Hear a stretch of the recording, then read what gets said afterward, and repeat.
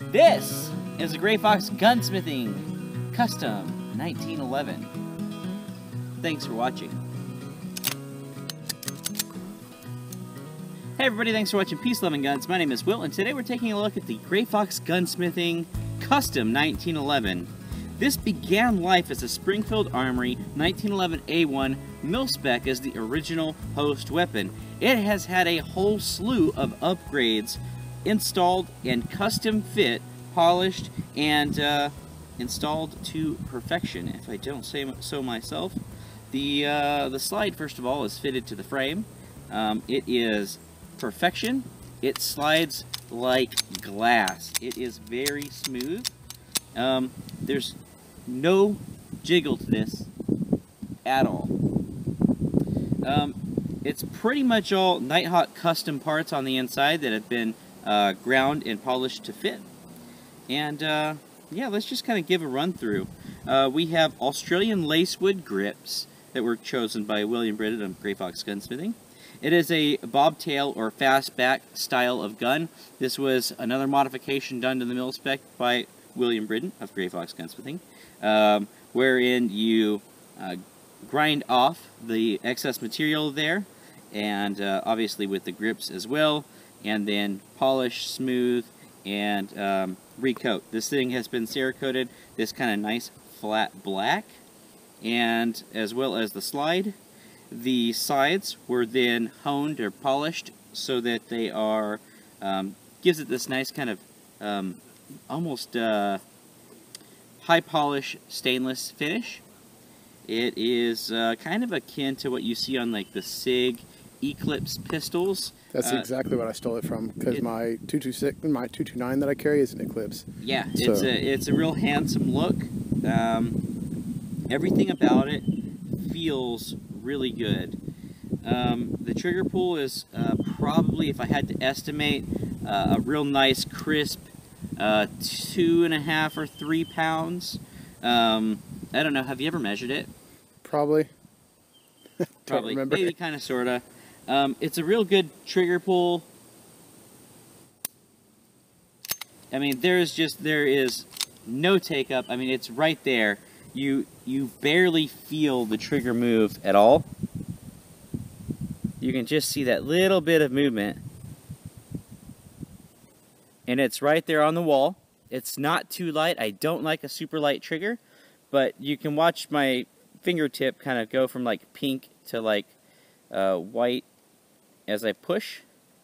So we push straight back. There's your take up. And then click. Reset that and show you again. And it feels really good. The pistol's outfitted with suppressor height, Heine straight 8 dot sights. So that is the sight picture where you have a single dot in the front on top and a single dot in the rear on the bottom.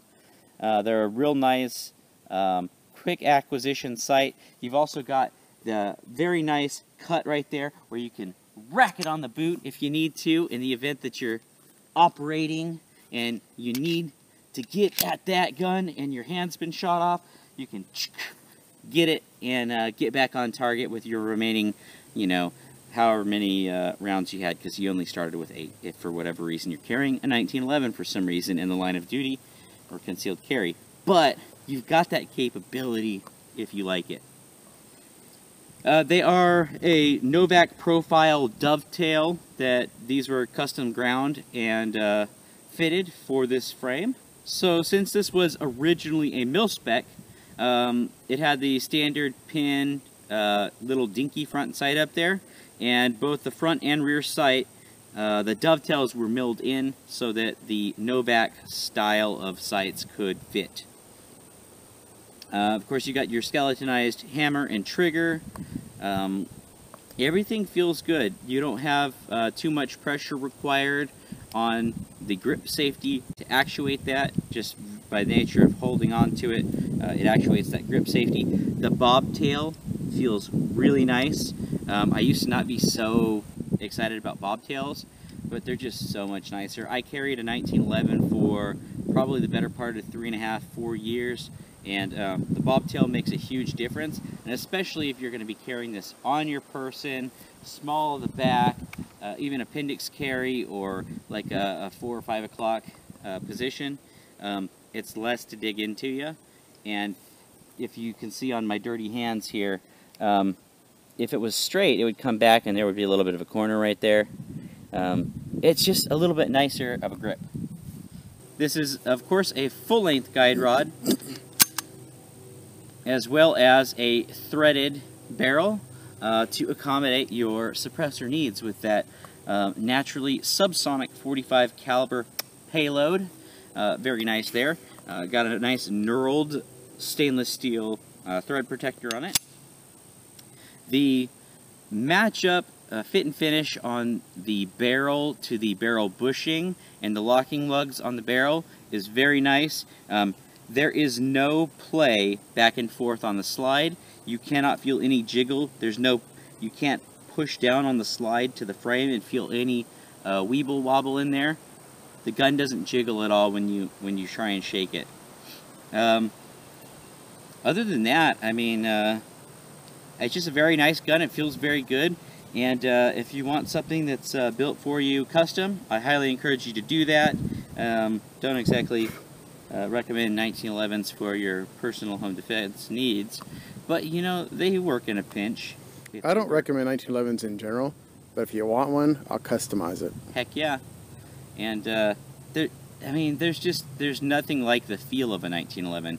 It has a sexiness about it. It has this aura. It's very much the American custom handgun. It's still very popular in competition circles, and there's even a lot of people in industries that carry guns that will sometimes choose to carry the venerable 1911. Personally, I think there are better options out there for you, but if you carry a 1911, it's much better than not carrying a gun. Yeah, I digress. It's a 1911, and they're sick.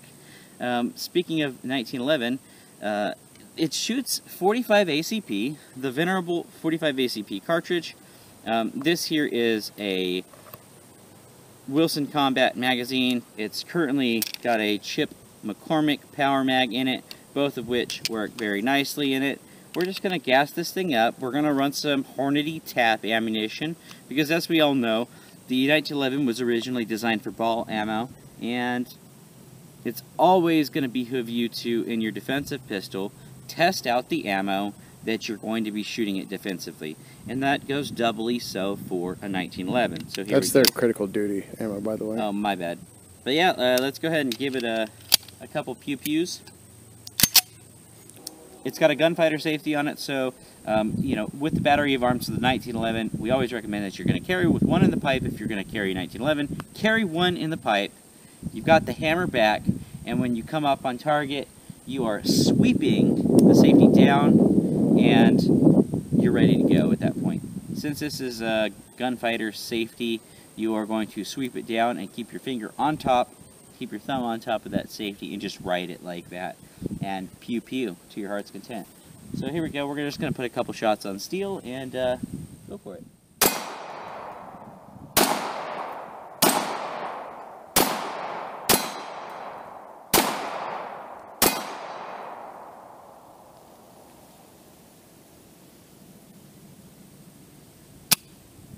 And since it's a 1911, get used to doing that because it's a 1911. It probably hasn't had oil in it in like 2 years. Yeah, I mean, there is that. Yeah, so it is relatively dry.